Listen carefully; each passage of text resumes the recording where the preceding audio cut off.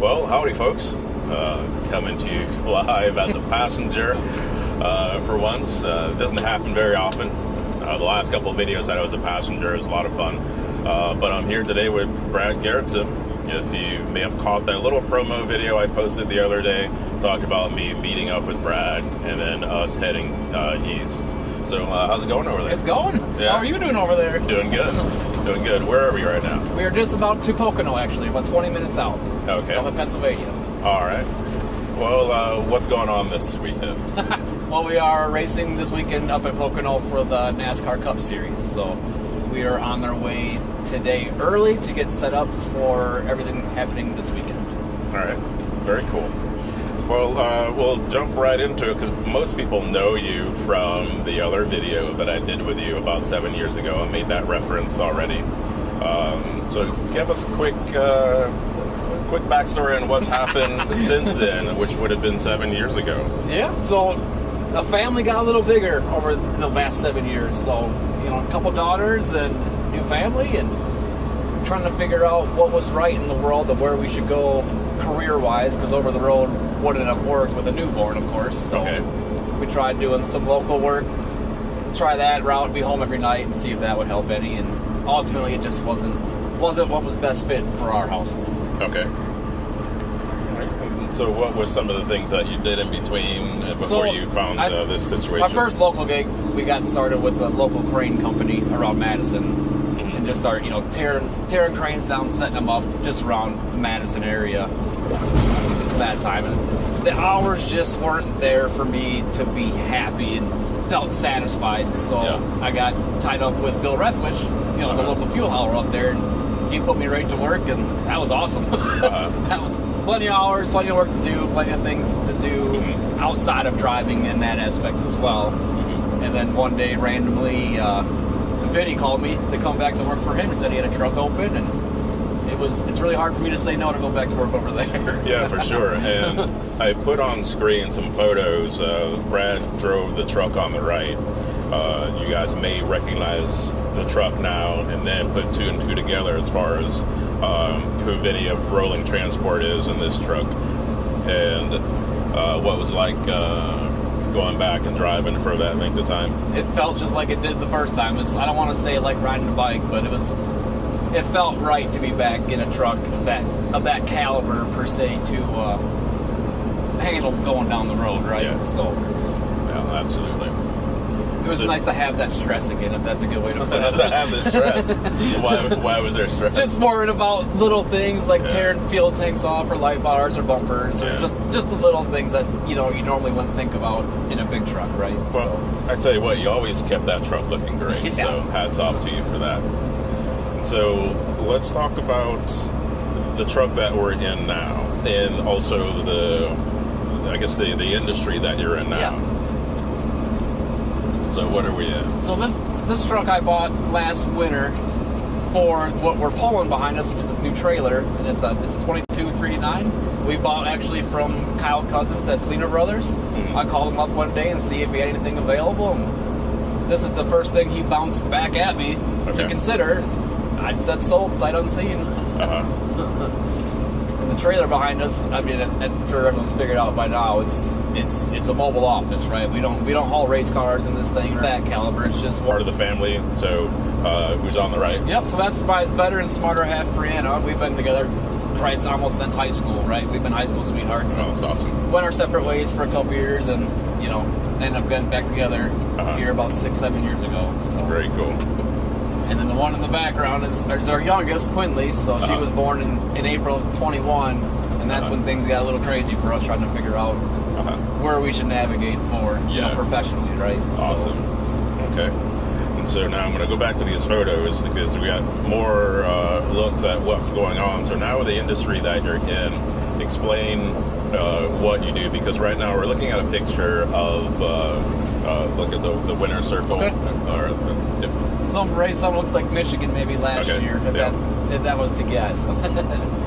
So I pull the trailer for Toyota Racing Development, and it's specifically built for the engine tuners with Toyota for the Cup Series engines in the Toyota teams. Okay. And that's all this trailer was built for. Very nice. So we're gonna see. I'll be hanging out with you for the next couple of days, actually, a little bit longer than that. And the whole purpose was to show people what your job was and show behind the scenes and shadow you. And I'm really looking forward to it.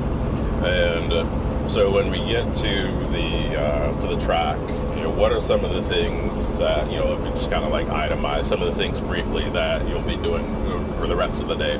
So first things first, we always got to get with someone at the track to determine what and where and how we are to park for the weekend. 9 times out of 10 is the same spot every race, right? So like last year, Pocono will probably be the same parking spot as this year Pocono. Okay. But it's always nice to double check before you get so far into setting up your trailer that you have to spend another half a day tearing it down to move it maybe 60 feet to set it back up again, right? Oh, wow. So it's always nice to double check to make sure, like, yep, this is where it's going and everyone's okay with it. So that's priority number 1 today, is getting parked and set up. Okay. And that usually takes how long after arriving at a track? About 2 hours, I think, you know, pretty average. Like, we don't rush through. We take our time, make sure things are done right. Okay. Things are level, not scratch the wrap of the trailer. Just little things you got to look out for. If you get in a rush, you might forget that you're trying to take care of something, right? Okay. So we'll take our time. About 2 hours will be pretty close to being done and ready. So. All right. And what else usually goes on as far as like other people or tasks outside of what you do? Outside of, so other guys that work on the trailer, you're saying? Or just like, what I do that's not setting up? Or what else goes on at the track? You know, like on a Monday. Oh no, wait, today's Tuesday. Tuesdays. Yeah. Tuesday's mainly just move-in day for the industry, right? So, like Goodyear might be coming in starting today or tomorrow with the tires, and Champion will come in with the pit boxes and the wheels and tires, and then you have the 3 manufacturers, you know, us, Ford, and Chevrolet, and then all the drivers, motorhomes will start coming in this week to get set up for, you know, the race car drivers' arrival for the weekend. Today and tomorrow mainly industry move-in days, and then come Wednesday, Thursday, they'll start letting the race fans come in with their campers. Okay. And then come Friday, like the teams will start moving in with the cars. Okay. You know, and all that. So it's very orchestrated for sure. Again, I've not been. I'm just gonna say this on camera. I've not been to a NASCAR race. I've done stuff with some of the NASCAR guys and been around, but not to a real race. So I'm excited, but at the same time, I'm going to be looking at everything from like the technical aspect and curious, and so that's why I thought that doing this video with you would be good, because being able to show the behind the scenes of what goes on. But obviously, you know, taking a step back, we have a rapport, so you know how I work and I know how you work. Exactly. But being able to go into this scene, so to speak, it's going to be really cool. So with that being said, I'm looking at Brad's GPS down here. We got 11 miles before we have to hop off and get to where we need to be. But that's plenty of time for you guys that are watching. If you got any questions that you want me to fire at Brad right now, I'll answer those. There's some other questions that I'll be asking throughout the week, so I didn't forget about those. But right now I can look at you guys' comments and answer those if you have comments. You know, some of the folks in the comments already, some of the folks that I see, good old Jamie Cross, how's it going? Where are you at? Where are you trucking at? So we're just about the eastern PA. We just crossed over I-81 up at 80. So. Kathy Smith says that we're not bouncing as much, so we must not be on Illinois roads. She's not wrong. That's for sure. And this trailer is pretty heavy, so it keeps us on the ground pretty well. So. Well, John wants to know, because we skipped over some, well, actually, in the conversation we had earlier on camera, we talked about full truck specs, but he wants to know what you're running in this 389. It's an X15, 565, 18-speed trans, and 336 in the rears. So we're sitting on a 295, 295. Okay, all right, cool. Just long enough, but a little longer than perfect. But. Yeah. I got what I got, right? Yeah. So. I mean, you can always stretch it. Exactly, or Yeah. but that's too much work and not enough time. Yeah. You know how it goes. So. Okay. Riley wants to know if you're an owner-operator. I am. Yep. Home authority and all that good stuff. So. What's the proper name of the business? The truck's under Left-Hander Trucking. Okay. Very cool. Can't see here. Hello, Mr. David. I can always count on David Huval to be in the chat. I appreciate that. And good old Wendy, how you doing? And a friend from home. I live just north of Tampa. Yep. Kendra, so I got to give Kendra a shout out. I'll be back on my regular schedule pretty soon, being able to hang out at us. In the meantime, I'm all over the You're place. stuck in Pocono this week. Yeah. Very understanding of what this job and previous jobs have entailed of being gone from home. Like she manages the home front 100%. Like she makes sure the house is standing, the kids are fed, the kids are at school. All my business work that involves computer work and paperwork, like she handles it all. Like we'd be lost without her. Like that's for sure. Yeah.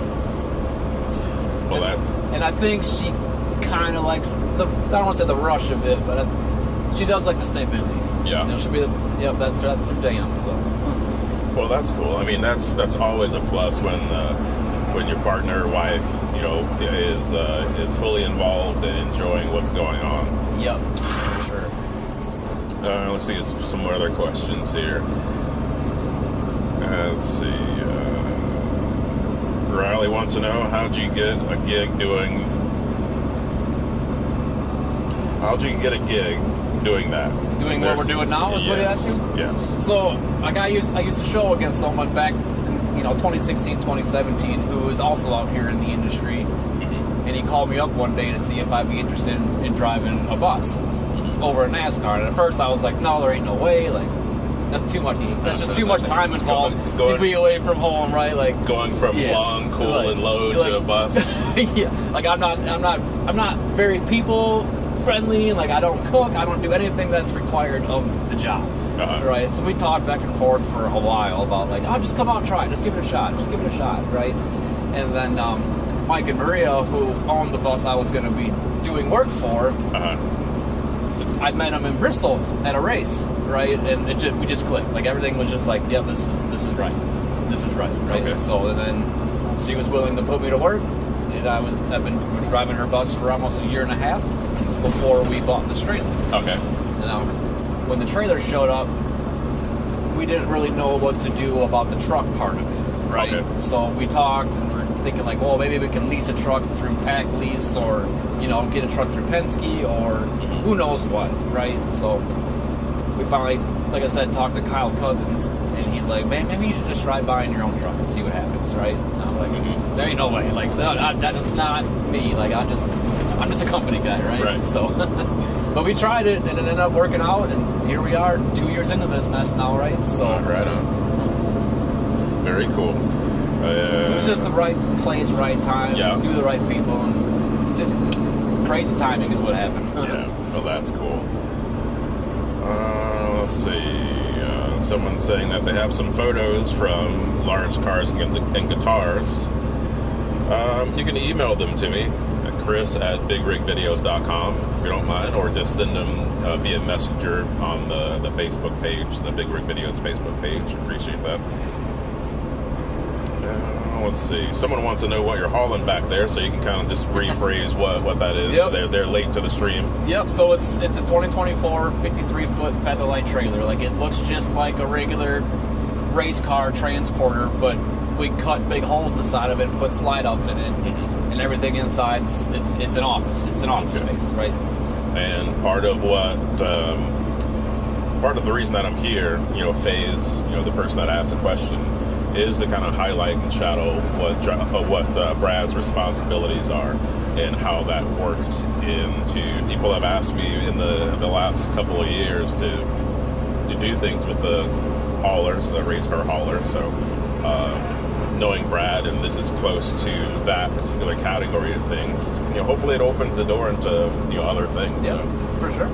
So we're a little different. We're on a little different spectrum when it comes to the grand scheme of the transporters and the haulers that come from the industry. Like there's only 3 of us that with these trailers, and it's Ford, Chevy, and Toyota, right? So we're definitely in a little unique part of the industry for sure. Very cool. Very nice. So, and we talked earlier on camera, but there's a gentleman behind us. Is he still back there? Yeah, I think he's back there. Yeah, he's back there. So, who is that's behind us? So that's Ray Rogers, and he is the truck driver for Ford Performance. Okay. So he pulled the trailer, same as like ours, but it's for Ford. Okay.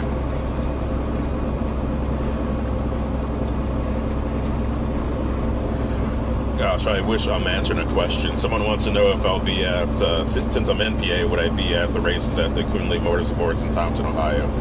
I need to get there to those races because not only do I want to check out that race facility, but the uphill races are just fun altogether. Have you been to any uphill races? Any what races? Uphill races? Nope, I've seen them. Always wanted to, just never been. Yeah.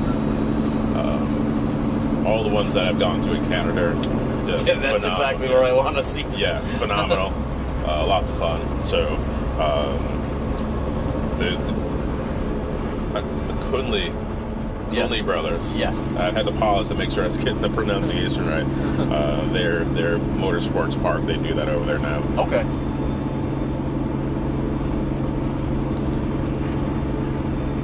While we're talking about some things where truck shows and everything else, I'm going to plug the truck show list. Some of you may know by now that I've built a website to list all of the truck shows that happen in the U.S. And there's over 140 truck shows that occur here in the U.S. I had no idea there are that many. But on the site, I decided to build a proper calendar to display all of the dates, at a glance, to do calendars, what calendars do, calendar stuff, but also geographically. You can look at the map and see exactly where these shows are. So just like the gentleman that had the question, since I'm in PA, well, what shows are happening in PA? So you can do that with a map that's on the website. So that's truckshowlist.com. It's always a good time being able to see what new shows are popping up. And if you guys, if any of you that are running shows and your show has happened already, as soon as you get those dates, please send those new dates back in, because a lot of SEO happens with the truck show list, to where I get several calls a week, several emails a week of people wanting to know more about your show. So the sooner you get your new dates back up and back into the SEO part of things, the better it will be for advertising your show. Because I kid you not, right now the viewership, not the viewership, but the monthly views are about 10,000, but the impressions, as far as like the site showing up in Google search, is over 100,000. So it's pretty impressive for organic search. So enough about the truck show list. Oh, well, I want to say one more thing, speaking of truck shows. This truck show coming up in July, that's the one to go to, the Gulf Coast Big Rig Truck Show. That's indoors, it's air conditioned, and that's going to be a good time. So we're here at our exit. What are we going to do now? We got to get fuel, is what we got to do. Okay. Now, is there a process? I mean, I'm looking over at the fuel gauge. You don't look like you're near E. Correct. Yep. So what we typically like to do is, our trailer has a generator, right, to run all the lights and ACs and everything in there. Okay. And we use that as a backup to our shore power.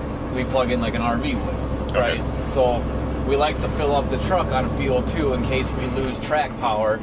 And if we run out of fuel in the trailer, we can siphon fuel from the truck to the trailer, and we'll never be without power. All right. See.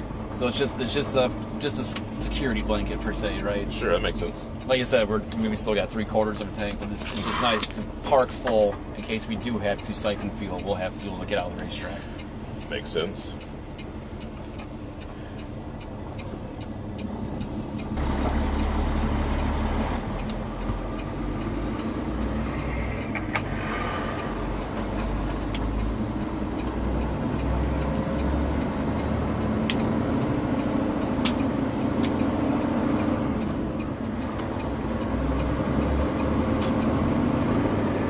looking at folks. I'm looking at the comments, and people want to know.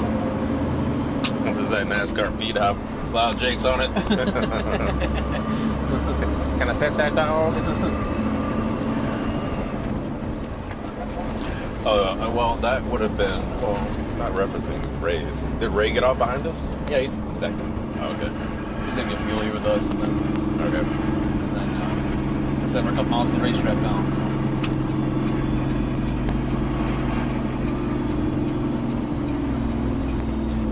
Do you do NHRA also?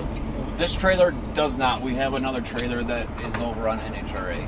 Some of the guys that we'll have this weekend do go over to NHRA and play over there too. So. Okay. This trailer does not. This trailer's strictly for NASCAR. Okay.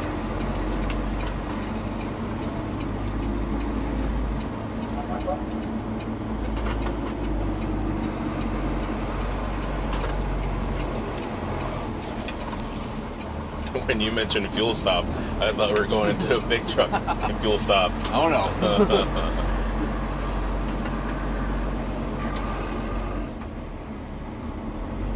Well, the biggest we're going to find around here, I think. Yeah, So. it'll work.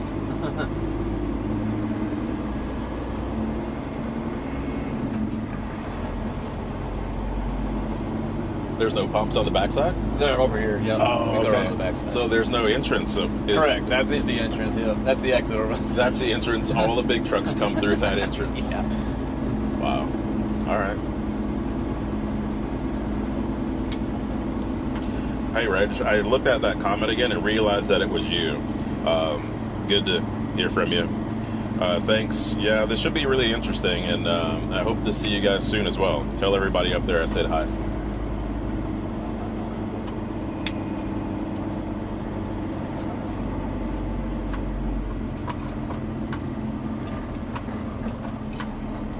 So is this part of the video where we do our 30-minute break here after getting fuel? Yep, I think so. Just shut it down right here. Look at some roller dogs. Oh, yeah. Sounds good. Oh, all right, folks. Well, I'll be planning on doing at least one live video every day, if not more than one. We'll see how everything unfolds. But, yeah, it's going to be a good time. Thanks for tuning in. And do me a favor, share this, like it, whatever. I'd like for everyone to understand what's going on this week, and we'll be having a good time doing it. So we'll catch y'all later. Cool. See you guys. Ooh. I think he's in. Oh, there he is.